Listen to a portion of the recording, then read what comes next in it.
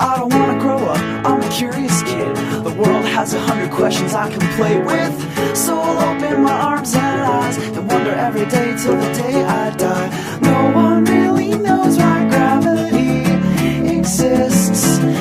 Hi everybody, my name is Ari Ball-Burack, and I'm excited to be talking to you tonight about complexity in controlling greenhouse gases, how we can harness interactions and feedbacks to implement and kind of identify effective decarbonization policy.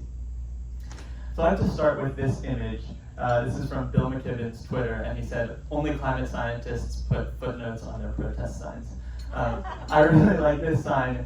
It's actually 5 of 6 kind of key points for climate education, and it was coined by Kimberly Nicholas. And the first one, kind of point number 0 for the computer scientists out there, is it's climate, so differentiating between climate and weather. But the other points are it's warming, it's us, we're sure, it's bad, and we can fix it. Now, each of those is a kind of fascinating field of research in its own right. I have the kind of privilege and pleasure, in my opinion, of researching this last one, which is we can fix it. So how do we come up with the policies that will get us out of this mess? So I put our global greenhouse gas emissions up here so you can all see them. The quadrant, or the sections of this circle in order are industry, electricity, agriculture, land use and landfills, transport, and buildings. So essentially, to reduce greenhouse gases across the economy, we have to change the way we do everything. And the challenge here is that social, technological, and economic systems, all of which we really have to transform in the next 30 or so years, are incredibly complex. So 3 dimensions of this complexity that I like to think of are, number 1, feedbacks. There are balancing feedbacks and reinforcing feedbacks. Balancing feedbacks tend to resist change to systems, and reinforcing feedbacks accelerate systems through virtuous or vicious cycles. Another is interactions. These can be interactions between different actors, whether those are individual people, neighborhoods, governments, regions, between economic sectors, economic and technological sectors, and also between geographies. So innovation in China really impacts kind of what goes on in the US. And the last dimension of complexity is change through time. It's kind of obvious to say, but it's quite a profound thought that today is very different from tomorrow and very different from yesterday. So costs can change over time, technological, social realities can change over time. What we do today materially impacts what is possible tomorrow, what is affordable tomorrow, and what happens tomorrow. Now, all of these dimensions of complexity together give complex systems some really interesting characteristics. Among these are nonlinearity, so you can have kind of step change or exponential change with the slightest of kind of perturbations. Inertia, systems at rest tend to stay at rest, they resist change. And the potential for irreversible change, which is something I'll be talking a lot more about, that you can have tipping points where once you have changed the system in a certain way, it becomes very difficult to recover the old system state. All of these together lead to kind of strong path dependence. So that's the idea that the state of a system depends on its history and all of the actions that were taken along the way. So the challenge, that part of what makes kind of decarbonization or reducing greenhouse gas emissions so challenging is that in equilibrium, balancing feedbacks tend to dominate. I know a thermostat is kind of a funny analogy for a climate change talk, but thermostats are a great example of balancing feedbacks. If you set your thermostat to 70 degrees and then it's cold outside and the house starts to cool down, the heat will kick in and it brings your house, that system, back up to 70 degrees. So it keeps it at a set point. In the climate change case, these balancing feedbacks are known as carbon lock-in. That's a term that's been around now for nearly a quarter century. And carbon lock-in occurs through combined interactions among technological systems and governing institutions. So this is a challenging kind of abstract concept, but to make it concrete, I'll give an example of internal combustion engine powered personal automobiles. We know that we have to change the way we get around in a net zero world, And this will involve some combination of transitioning to electric and other zero emissions vehicles, but also to public transport and non-motorized transport, walking, biking. And that involves a lot of changes in the way we build cities and the way we build infrastructure, what types of things we invest in. The problem is that there are a lot of interacting systems and institutions that keep cars where they are. So first of all, we have the cars themselves, right? These are long-lived capital assets. You can't just buy a new car tomorrow just because the technology and the technological reality has changed, right? These are expensive, people have invested in them. And it's actually the same all the way up the chain, right? A car company can't just change what it manufactures tomorrow because there's been research and manufacturing kind of capacity and capital that's been sunk here. Then you have financial systems built around cars, and this is also true at both the personal and the kind of larger scale level, right? We have a system of car loans, but we also have massive financial flows that work around the kind of manufacturing of automobiles and the balance sheets of car manufacturers. You have a huge system of rules and regulations, both around driving itself, but also around what kind of cars can be built and fuel economy standards and import and all of that. There's an extensive kind of network of fossil fuel stations, right? Gas stations, diesel stations, and a much smaller network at the moment of electric and other alternative fuel stations. There's a massive amount of road infrastructure, which is essentially the government subsidizing driving, right? Because it's seen as a public good, and we don't see that kind of subsidy for public transport or walking paths or bike lanes.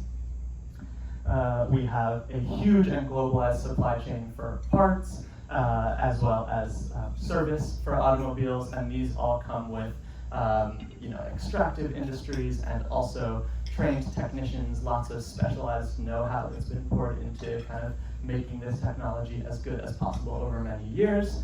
There's a huge system of fossil fuel extraction and refining, which also leads to some very powerful kind of interests in government. And then finally, there's car culture, right? Cars mean something in the collective imagination. Some people like the way cars look, they like the way they feel. So it's really hard to break into this. Carbon is kind of locked into our transport system. Suffice it to say, decarbonizing is really hard. So the opportunity is that although in equilibrium balancing feedbacks tend to dominate, there are also reinforcing feedbacks out there. And I see our opportunity for effective decarbonization as identifying and activating positive tipping points that take advantage of these reinforcing feedbacks to create lasting change. You can think of it as kind of pushing a boulder up a hill. It's really hard work and it gets harder over time. But at a certain point, you reach the top and then you start to go downhill and you definitely don't have to push anymore. It's more of a matter of getting out of the way. So as a kind of blueprint, although it's quite a depressing blueprint for this kind of topic, I like to look to climate tipping points. These are physical feedback loops in the real climate system where a small change could lead us into a vicious cycle that leads to kind of irreversible warming. So I'll zip through these pretty quickly because they are quite depressing. But one example of these is ice sheet melting. And the idea is that if a certain amount of sea ice melts due to warming, it makes the surface of the Earth on average darker, which absorbs more solar radiation and leads to even more warming, leads to more ice melt, leads to more warming. Another example is forest fire. Right, forests, the lungs of the planet, are a huge carbon sink, and when they burn, all of that carbon is released. Of course, climate change makes forest fires more likely, more common, more destructive, which leads to even more carbon sinks becoming carbon sources, and the feedback loop continues. And finally, permafrost thawing.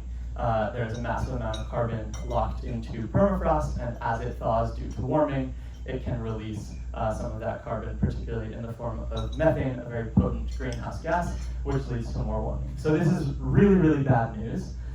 The good news is that just as our physical world is a complex system characterized by these feedbacks and interactions which can lead to tipping points and irreversible change, The same is true about our economic and socio-technical systems. So those tipping points are out there, those reinforcing feedbacks are out there. If we can identify them and activate them, the hope is that we can have this same kind of irreversible change to reduce our emissions and avert some of those tipping points that we saw on the previous slide.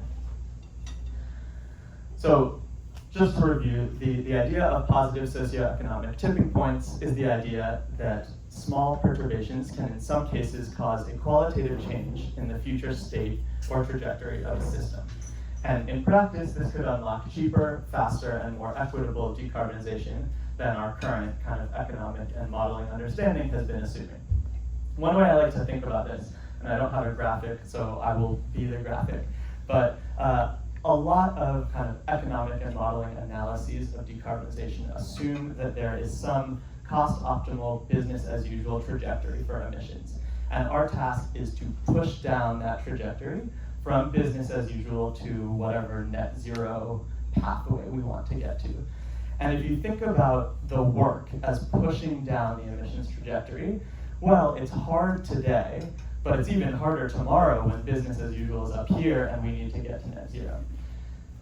That's not how the world works so much when you think about things in terms of feedbacks, interactions, and tipping points. There is still work to be done, but the work to be done is not pushing down the emissions trajectory, it's redirecting it. So if you can redirect it, you have to work hard today, maybe even harder than if you just had that small push. But the long-term result is that you can activate these positive tipping points and lead to self-sustaining change down the line.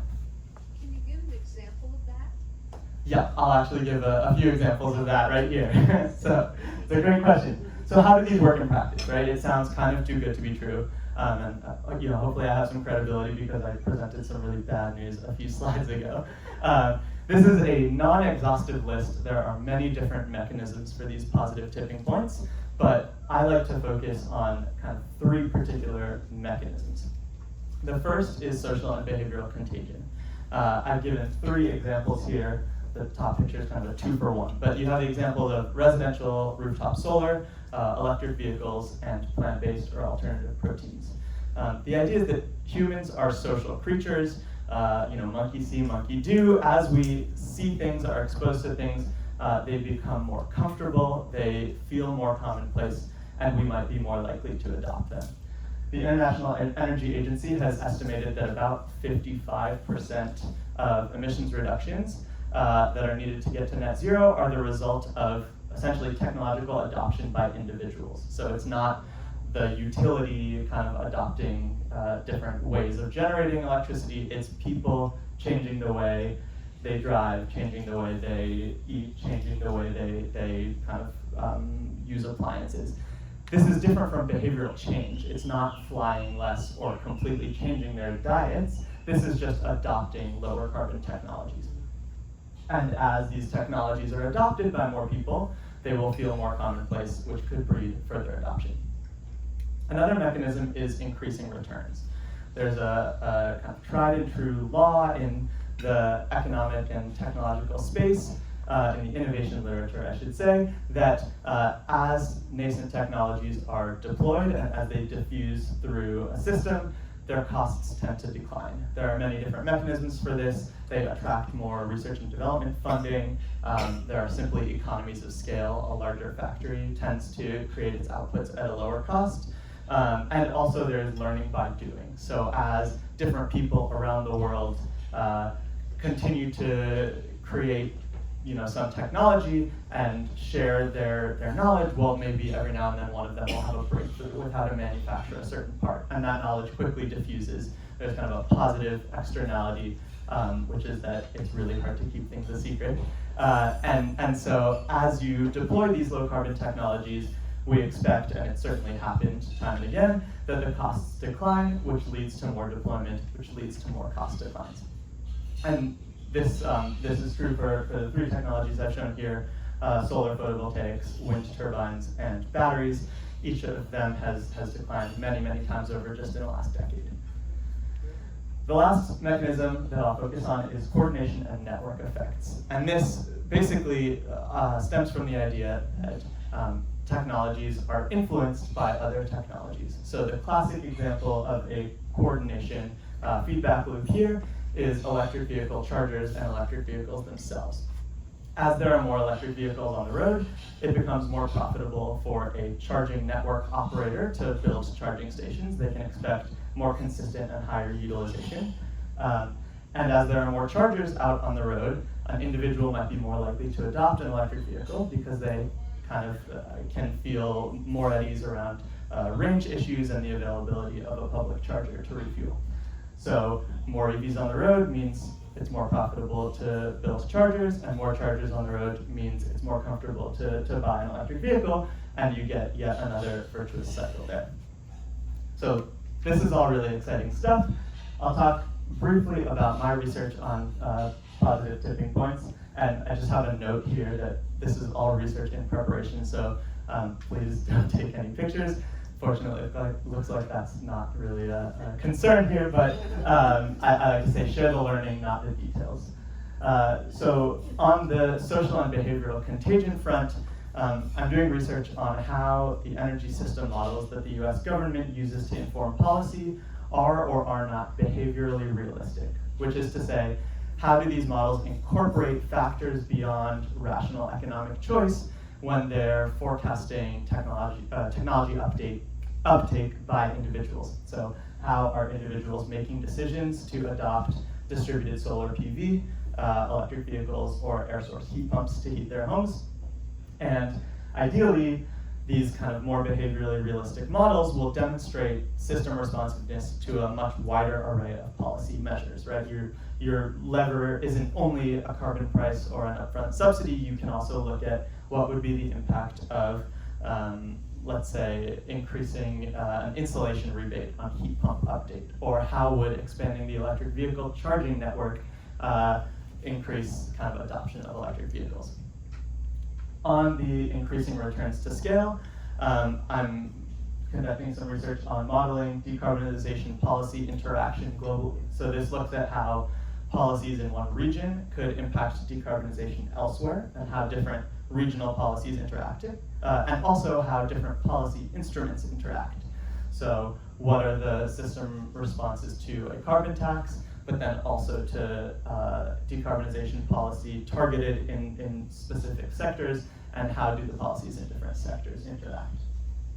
And this kind of relies on using a large integrated assessment model that has some of these feedbacks baked in. So it has returns to scale baked in, and it has some of the social contagion baked in as well. The idea is that as technologies are deployed, their costs decline, they become more kind of attractive to individuals, and they scale that way. Finally, on the coordination and network effects, I'm conducting a very granular analysis of electric vehicle charger access, and integrating that with other geospatial data to help local governments make decisions around charger location selection. So if you can see kind of exactly where are the people, where are the renters and the multifamily residents who might not have as easy access to home charging, where are our current electric vehicle chargers? Here's a map of San Francisco showing 5, 10, and 15-minute walking times to existing chargers. And how can we more strategically locate chargers to fill in those gaps, which again could assuage range anxiety, but also enable EV uptake by much broader swaths of society than the folks who are currently buying and driving electric vehicles. So some takeaways here. I know this has been kind of quick fire, and I'll be happy to answer questions in just a few minutes. But the first is that complex systems are characterized by feedbacks, interactions, and dynamics through time. And this means that complex systems behave non-linearly, they exhibit inertia, they can be hard to kind of break through, but that they're also capable of irreversible change. In other words, they display kind of strong path dependence. And just as a reminder, our social systems, our economic systems, and our technological systems are extremely complex, so this path dependency describes them very well. Number two, the same complexity which makes systems change hard to initiate can also make that system change faster, cheaper, and more equitable if we act quickly and decisively, and if we know how to act. Which leads to point 3, which is that understanding these system complexities can help inform action by figuring out where is the potential for these tipping points and how do we create the enabling conditions and give the push that they need to play out. Lastly, I like to think this is a very real place for cautious, empirically grounded optimism, which is kind of quite a list of qualifications, but I really do find optimism and hope in the work that I do every day, and I hope that, although there was some depressing content in here, you feel that there is at least a possibility of some really, really exciting change toward decarbonization in the very next few years. I've included some pictures of collaborators here. Thank you so much for your time, and I'd be happy to take any questions.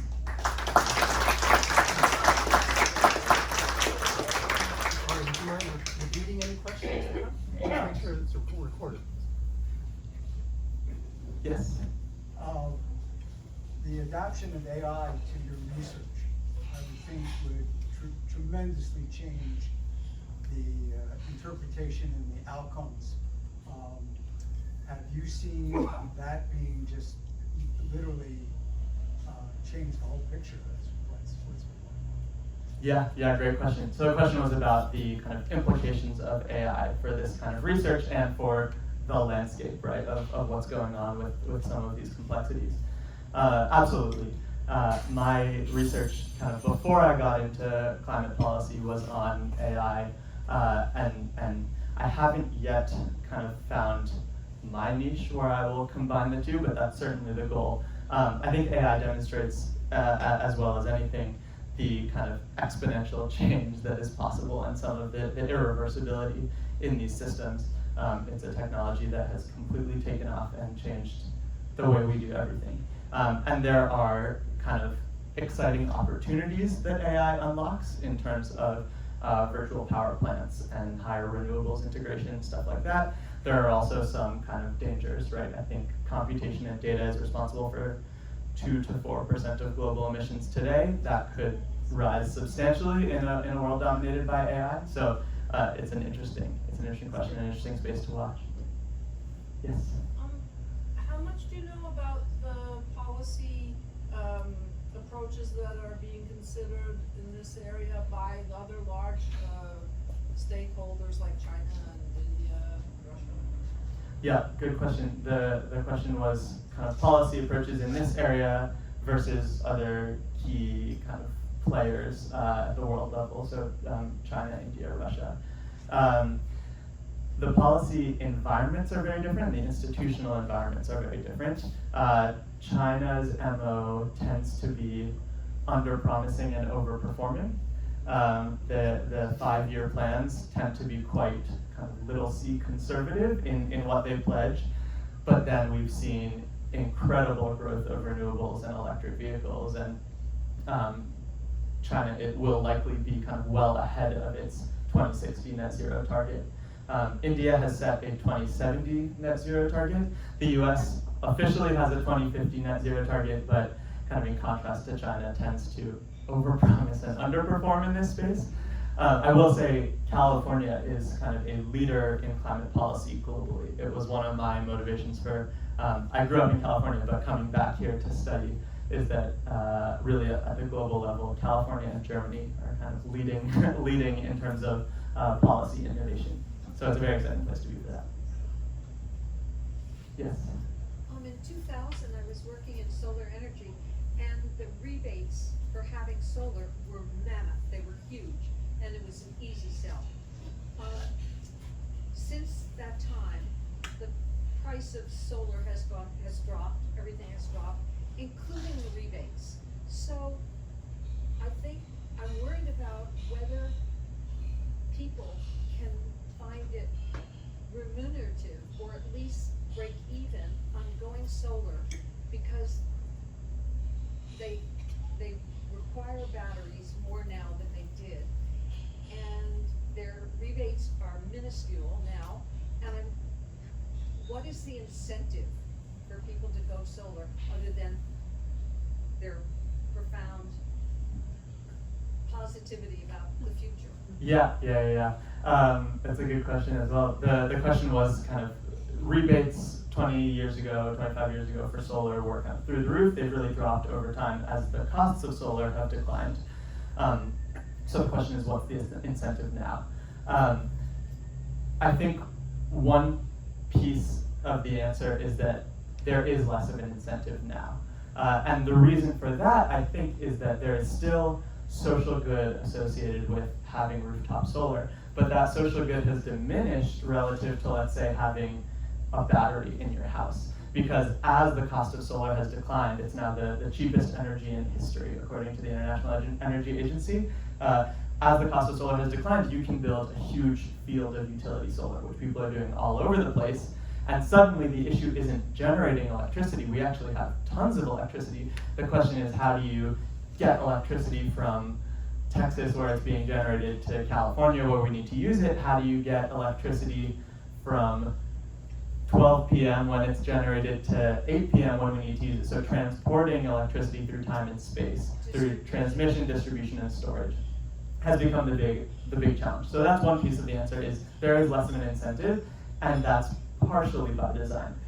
The second piece is that, unfortunately, if you live in California, the electricity retail rate has also gone through the roof.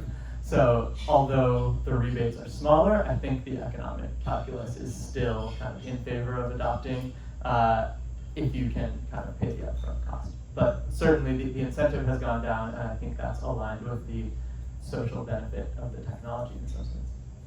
Yes?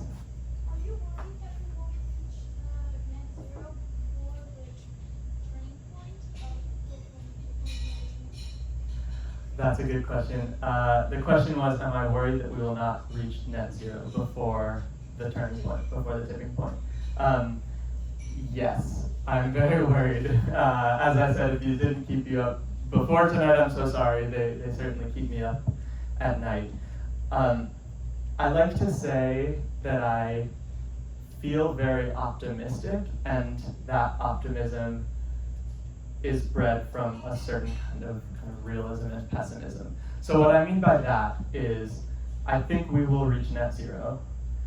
I don't think we will reach net zero before some of these devastating negative tipping points are activated, but I do think we will reach net zero long before others are activated. So in other words, it could be unthinkably bad, and I believe, my optimism is that it will only be really bad. So it's a funny logic, but given our starting point, which is that it could be bad and it could be unthinkably bad, I'm fighting for bad. And there's a lot of beauty there too. Yes? Have you given any thought, I'm sure you have, of how to remove the carbon that's already in the atmosphere, in the environment? Yeah. I mean, once you reach net zero, there's still a heck of a lot of carbon. Absolutely. Yeah. Question is, how have I thought about kind of how to remove the carbon? It's a challenge. It's a challenge. There are multiple solutions out there. The way I've heard it described is you have engineered solutions, natural solutions, and hybrid solutions. Natural solutions, overwhelmingly the most popular, the most common is reforestation and afforestation. So planting trees, they're incredibly good at sucking carbon out of the atmosphere. But they're also vulnerable to these forest fires where all of that carbon is dumped back in. There are some other solutions, such as enhanced weathering of certain minerals, which absorbs carbon dioxide. And then engineered solutions would tend to be around capturing carbon from the atmosphere or from, let's say, the combustion of biomass and then sequestering it underground. Carbon removal will be necessary, and I think there's no silver bullet. I think the situation is bad enough that we have to invest in everything, and we have to invest in it yesterday. But absolutely, that's one of the things to be thinking about, and I think it will only grow in importance as we get our emissions under control. Yes? And to back onto what she said and what you said about the bad and better, I mean bad and less bad.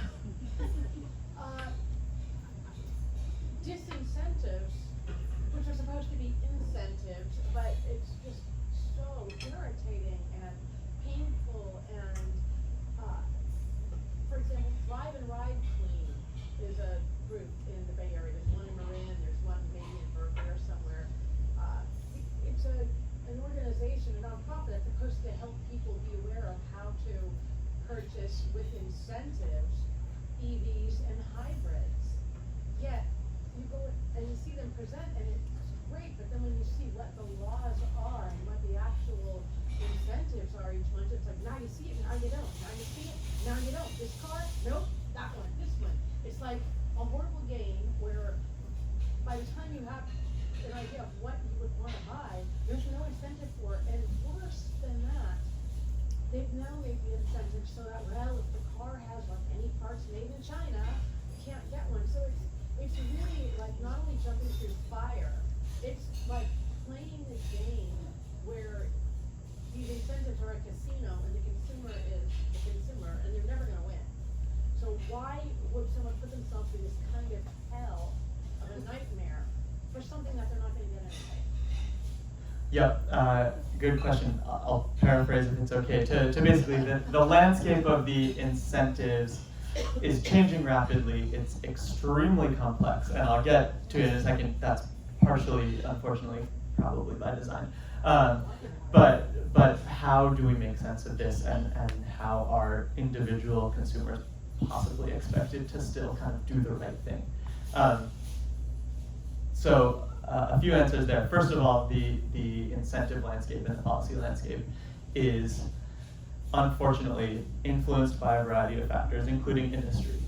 One thing that has really frustrated me is that in California, the rebate for electric vehicles only applies if your vehicle has over a 200-mile range, which kind of incentivizes innovation and development of longer range EVs, which could then compete with gas cars for kind of road trips. But you're missing the 50-mile dirt cheap urban dweller EV, which a lot of kind of open road car culture Americans would scoff at, but they're making them in China and you can get one for $10,000 new. So there are a lot of kind of difficult realities there. I think one solution is to have groups like the one you were mentioning that help distill this information right. We'll be the experts so you don't have to. So helping people to navigate this regulatory landscape. Another solution is improving the regulation themselves. I'm cynical at times, but I really do believe that most policymakers are in that business in order to make the world a better place. And so, policy certainty and policy consistency are seen at least as kind of goals in the policymaking process and in the regulatory process. So I do think that we are kind of striving for more consistent, better communicated policy. And then the last thing is, I think the interplay between individual decision making and system change is challenging. Because on one hand, systems emerge from individuals and from the interactions between individuals, so the choices we make matter. But on the other hand, the choices we make are extremely constrained by the systems we live in, right? We saw all of the different factors that reinforce car culture and that reinforce the dominance of the internal combustion engine. One place that I look to for hope is that, yes, electric vehicles are expensive today, but we are likely within 5 years of cost parity. And that's cost parity without incentives. So the incentives are important, and this kind of happened with solar PV. The incentives are important to get us over the hump, right? To get the boulder through the uphill portion. But with solar PV, we're on the downhill portion. It's the cheapest energy in history. And I think with electric vehicles within the next 5 years, we'll be there as well. So certainly there is a place for clarity and consistency and transparency in policy. But I think the future can be bright despite some of that red tape. I hope Ari will be willing to answer questions after our next presentation. So how about a round of applause for Ari, and we ask Mila. Our second speaker is indeed Mila Pamplona-Barbosa. She's a researcher and PhD candidate at Stanford's Laboratory of Organismal Biology. Earlier in her life, Mila earned 2 degrees at Brazil's University of Sao Paulo, a bachelor's degree in biology and a master's degree in general physiology. In Brazil, and back at Stanford too, Mila studied circadian rhythm in ants, and she began Charlando, her own science podcast. Now It's in at her- Portuguese. Okay. Yeah. Now at her Stanford lab, Mila's biorhythm research has turned to the delicately named glass frogs of the Central American rainforest. Please welcome Mila Pamplona-Barbosa.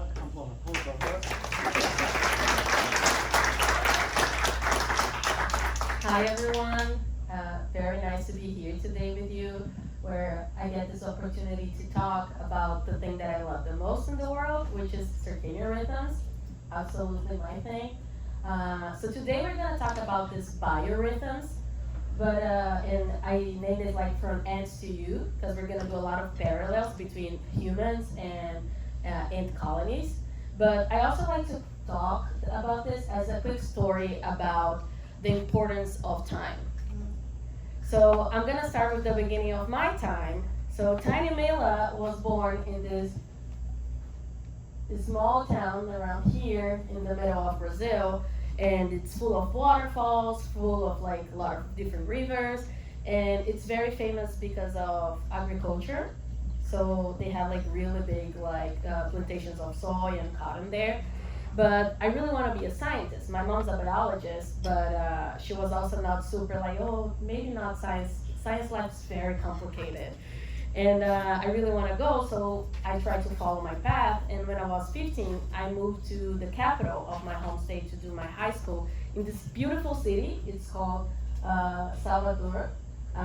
It's actually the first capital of Brazil, and it's very beautiful. Like if you ever get to see Brazil, I highly recommend going here. It's 10 out of 10. And finally, after this, and spending this time in Salvador, in this better like high schools, I finally got to go to college in the best research university in Brazil, which is University of São Paulo. So I moved to this huge city here, basically a forest of concrete, as we joke. But actually the Biology Institute was in the middle of this rainforest, so it was a very cool place to be in touch with biology. And that's where I got to explore a lot of my passions, and when I fell in love with time. So time is this huge topic when you think about philosophy, art. There's so many different things about time, but the time that I fell in love with, it's biological time. Because time in biology, it starts even before life started. So basically, we have the, okay, good. So we have the rotation of the Earth, and we also, but I'm gonna keep talking, so forget this, and then at some moment, this is gonna happen. Anyway, so we have the rotation of the Earth, and we also have the rotation of the Earth around the Sun. And basically what that means is that we have cycles of how energy flows within the Earth, because we get our energy from the sun. So now I would love for this to work. Let me. Okay, now I think it. Okay, so this big flow of how energy changes basically creates a relationship that we have the cycles, all these different things. But the resources for life change. And what happened throughout evolution is that organisms learn to predict it. So we have the cycles that change over time, and the biological clocks, they emerge at this mechanism to allow organisms to prepare and anticipate these changes. So for example, when we have like these animals, they're actually the same species, the ones that are like in the upper part and in the down part. But they have completely different phenotype. They look completely different in different seasons. So they have to adapt to that. And you get like the wider looks, because basically they're like live in snowy areas, so then they can blend, avoid predators. But when it's the spring, they lose these colorations, like that changes. And then you might wonder, like, if this is a direct response to the winter, they would basically, like, winter would start and they would have switch completely, like change the clothes, we can start everything. But that's not how it happens. They need to know that the winter is coming, so they can start changing slowly until they get to this point when winter is really here. So this is really important for evolution of organisms. And it's so important that biological rhythms, these biological clocks, are present in every single organism that we know, from cyanobacteria for archaea, plants, fish, insects, birds, mammals, amphibians. Here I have my cats. And I first, like before we connect this, of course, they're also present in all of you here, all of us. So I want to see some hands. Who here thinks they're a morning person? Okay. Who here thinks they're an evening person? Who thinks it's something in the middle, or I'm not sure? Good. So those things are called chronotypes. So it's basically, chronotypes are about when you're more likely to do something, because that's how your biological clock, it's telling you to be active, basically. So these biological clocks, they're very important because they are gonna be changing your behavior. So for example, when you're sleeping or when you're active, and they also are not only like behavior response, they are related to everything in your body, all your physiology. So for example, when we have the day and the night, we have different peaks of the hormones in our body. So for example, melatonin, very much known for the hormone of sleep. It's not exactly that. I can answer this in these questions because it's a bit complicated, but peaks during the night, and cortisol peaks during the day. So we have all these different mechanisms of how things oscillate through time. And for things to be healthy and working really well, these things need to be happening at the right time. So the way that happens is basically you have the light-dark cycle, which is, this is the main synchronizer, the most important thing for the biological clock in general. And the light is perceived by specific cells in our retina. These cells are not the same ones that can process vision and imaging. They are different ones. And this information is then sent to our brain, actually around here, where we have the suprachiasmatic nuclei, our master clock. That's all you need to remember. And this information is processed there, and then they tell this time information to all the other organs in your body. So basically, all your body, even though they don't have direct access to this photic information, they know what time is it, because they have this connection of this network of interactions. And this is really important because that makes the whole body work in the right time. Like, that's why, for example, you kind of you're not hungry in the middle of the night, you're hungry during the day. Like, there's all these relationships of how little things that in our physiology are important, and everything combines together to work. And if you ever, like, one day in your life, you had to wake up very early morning and you were not feeling ready for it, and you're just like, oh my God, why? Like, blame it on your genes. Because all these little differences that we saw here, people who are more active during the morning or more active during the night or in the middle, those are all like little variations of how this information is processed in our genes. So our clock genes, they're like this little part of genes that stays in our DNA, in all the cells in our body, and they're really important. They're related to controlling a lot of different, like, very important and crazy mechanisms of how life happens. They're there, and what happens with the light is that it changes a little bit when the proteins that they produce are being produced. So these, like, if they are produced a little bit earlier or a little bit later, that's what changes. You're gonna be more a morning person or more like an evening person. And just so you know, like, I feel like this public is also doesn't match exactly the frequency of chronotypes in the population. But usually we have this curve. So being a very, like, evening person, extreme morning person is usually more rare.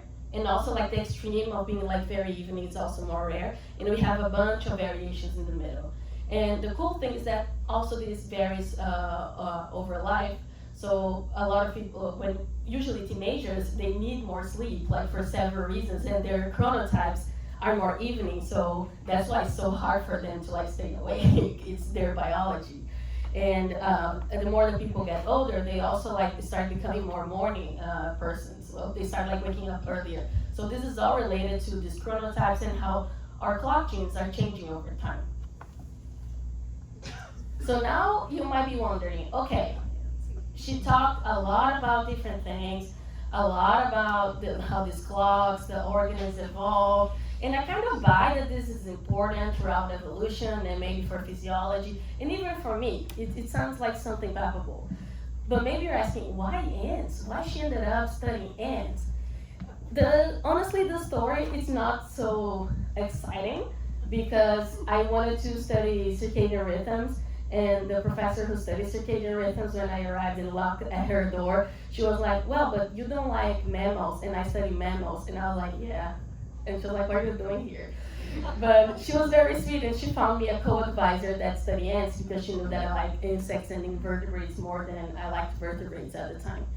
So the cool thing, and I wish that would play. No, we didn't, unfortunately.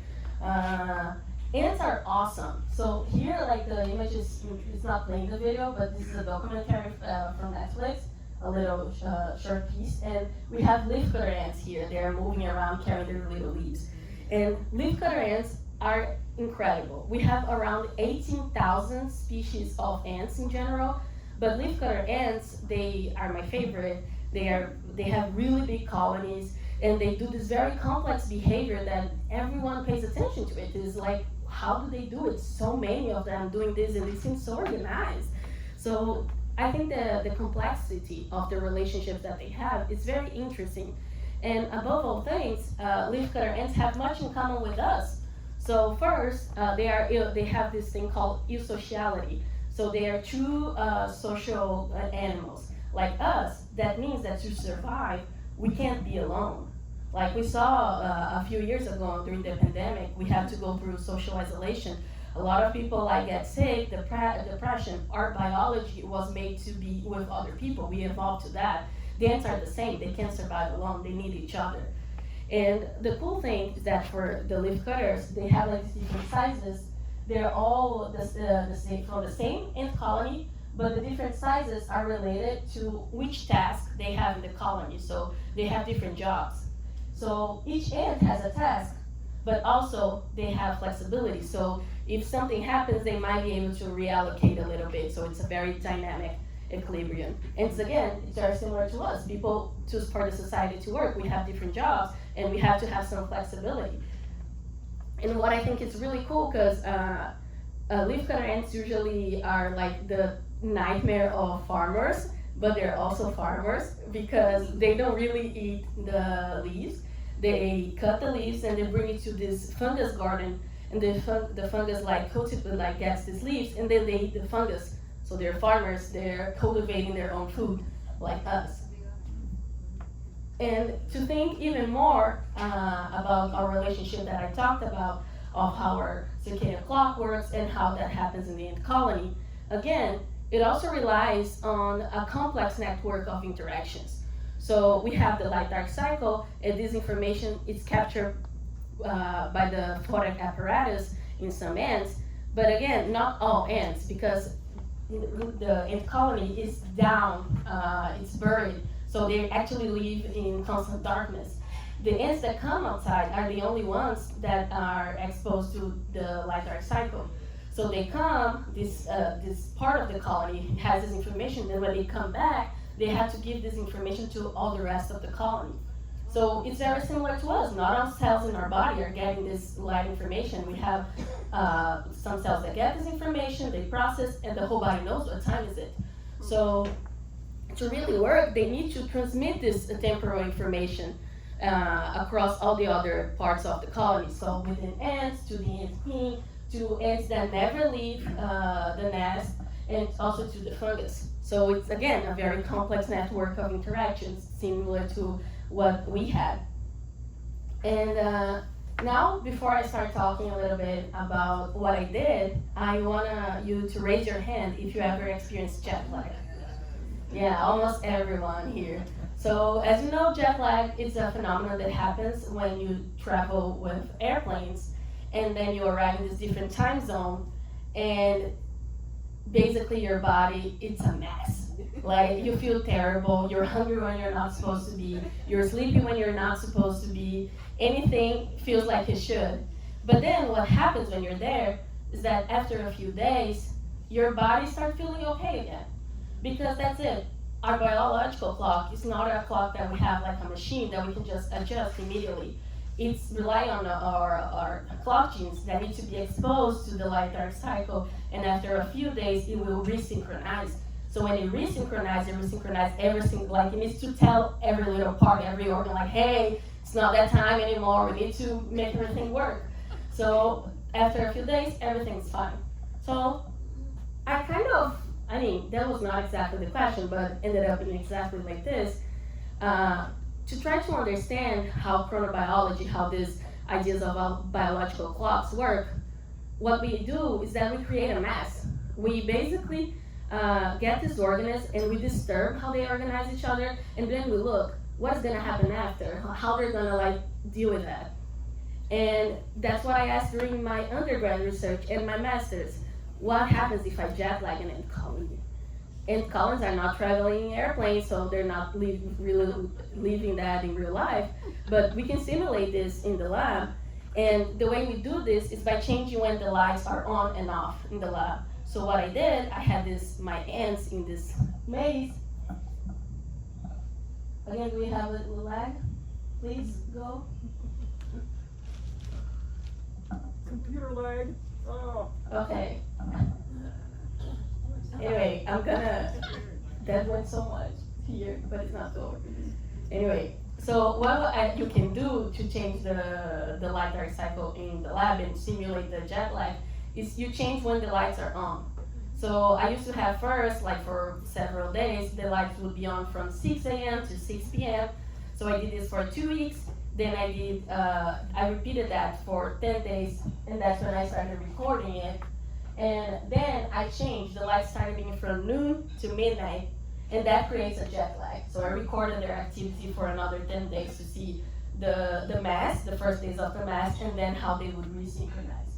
So I had the colony in this maze. I would have these 2 different cameras. One recording the entrails, seeing they going back and forward. And the other camera was taking pictures of these leaves that they used to cut to get the food. And to do that, again, so for the leaves, what I did was I would take these pictures and I would calculate the area of the leaves and then see how it decreased over time. So then I'll say, okay, that's how much they're cutting. And for the ants, that was the really hard part because as turned out, it takes a lot of work to count ants. It's really hard. I spent 5 years of my life creating different versions of machine learning softwares to literally look at an ant and count, identify and count an ant. So this can be really hard to do, but it worked. And we're all black, but so it worked. So I had like a video of the software going. Like the video's not playing, but like these little squares say that this is an ant.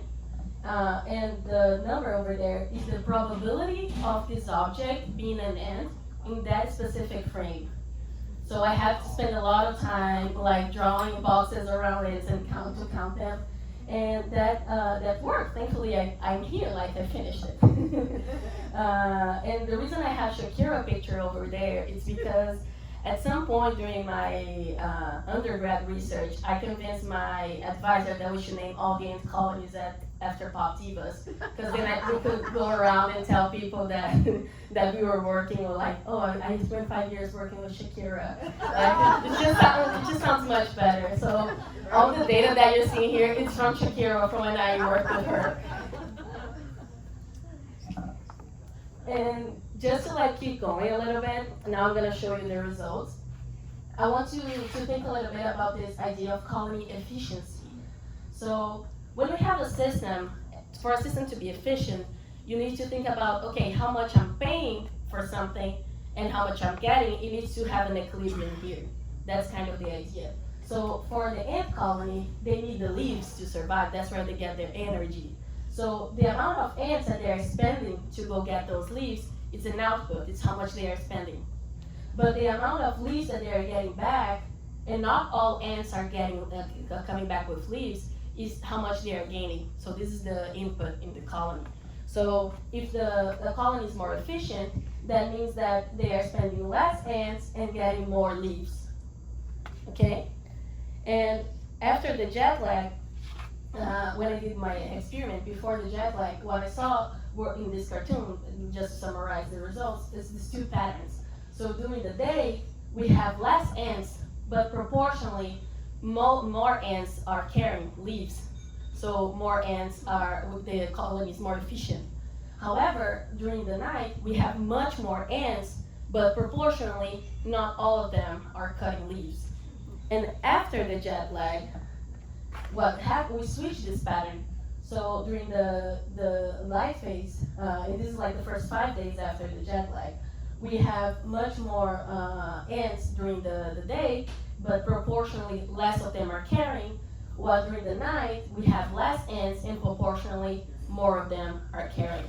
And then finally, in the last 5 days, they resynchronized, so we recovered exactly the same pattern from before. So it felt like victory. Ants jet lag just like us. They will figure it out after a while too. So this is like the main result for my master paper. Now it's under review, so soon I'll be a published author.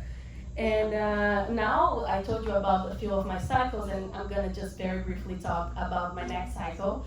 Now I just did my quals exam, so I'm starting this new cycle with glass frogs here at Stanford. And glass frogs are these very cute, tiny frogs, and they are amazing. They are widely spread over Latin America. And the cool thing is that they're transparent, like their belly is transparent. So here, they're all green. Here, they're transparent. You can see all the organs. So imagine as someone that loves physiology, looking at this sounds amazing. So, and more recently, I'm going to study them, their circadian rhythm, seasonality, and also how are they going to cope with climate change. And one of the reasons I think they're going to be a really interesting model is because of this study that is over there, the sleeping and active. So what happens is that they're transparent all the time, but when they are sleeping, they secrete all their blood, basically, and they put it in the liver. So the blood's not circulating. That's why we don't see the blood vessels over there. And they might save energy, but this is very weird. That's not a common thing. And then when they're active during the day, they liberate this blood again. So normally, they have this pattern. So I think they might have a very interesting aspect of the biological clocks that control this kind of mechanism. So this is one of the things that I'm interested in. So I have just one final message for all of you, which is biological clocks are awesome. That's all I want you to take from here. I talked a lot about different things, but people don't think a lot about it. They're really interesting. They are connected to every single thing. That's why I think they're amazing, because they connect each single organ with the environment and also the organ within itself. So I think this is very interesting biology. And I want to do my acknowledgments a little bit to thank my labs in Brazil and also my parents over there, because to do science in Brazil, you need your parents supporting you financially, and that's what happens to me over college and my master's. And also my lab here at Stanford, the O'Connell lab, the organismal biology lab. And also I want to thank Tucker and people for the organization of Wonderfest and my lovely cohort from the Science Envoys. So yeah, that's it.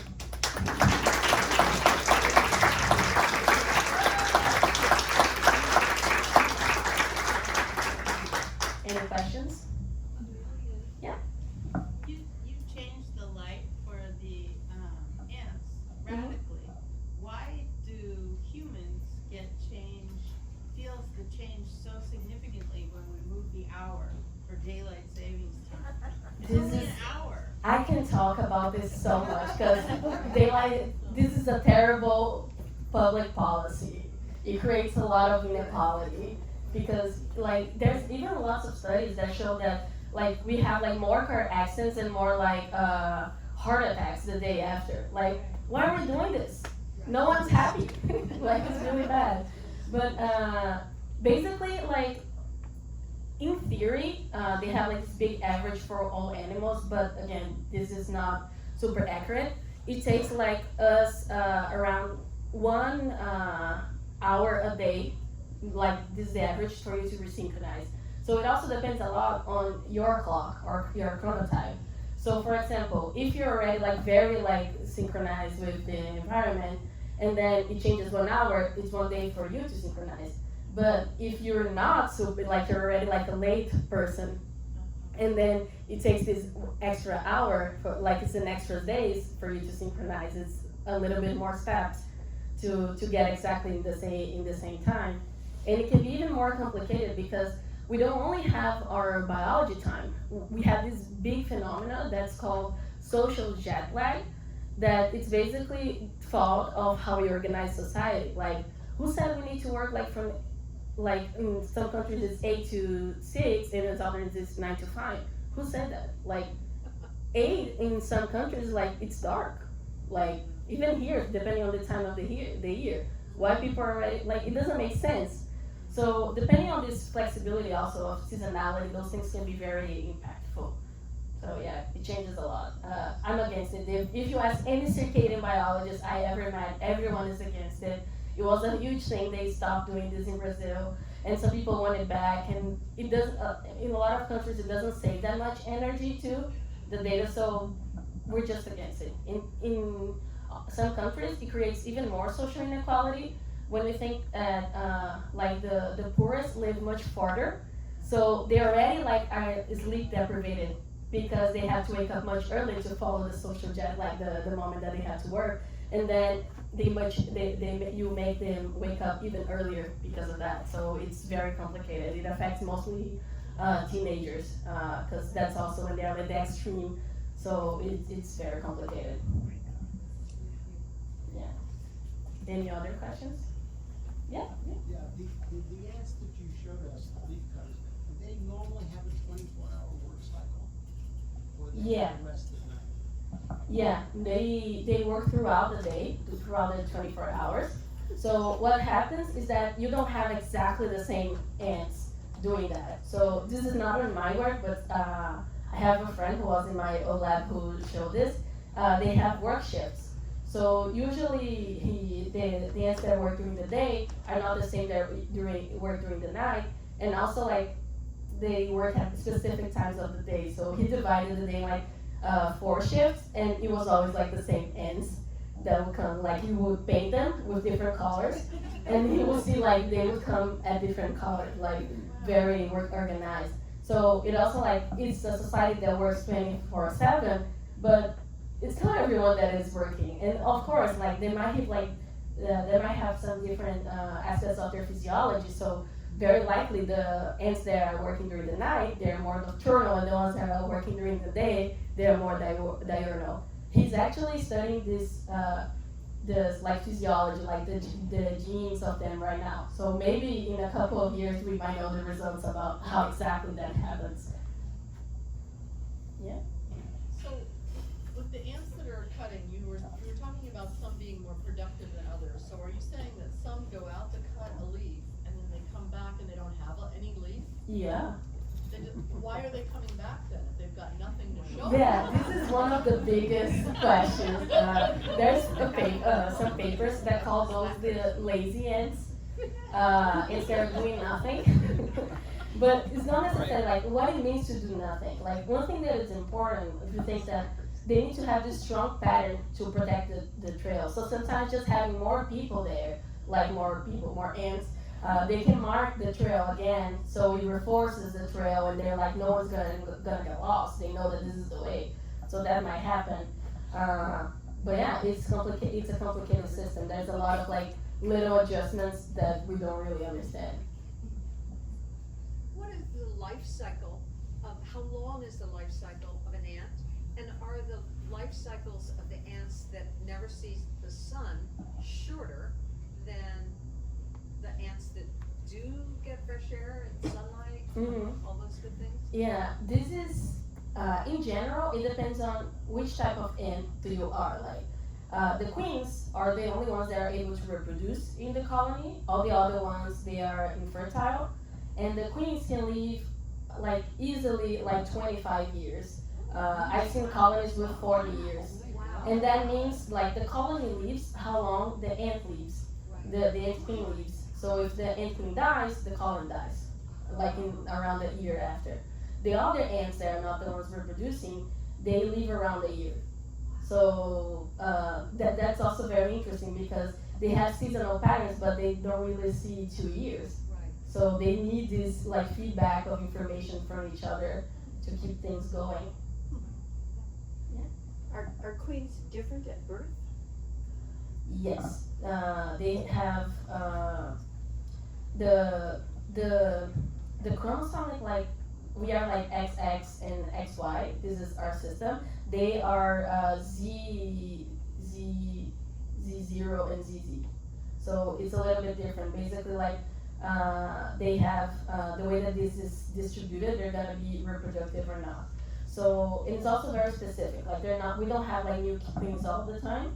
When the colony gets to a specific moment, when they're like, okay, we're ready to reproduce, the ant queens start laying more eggs. They are like males and females that can reproduce.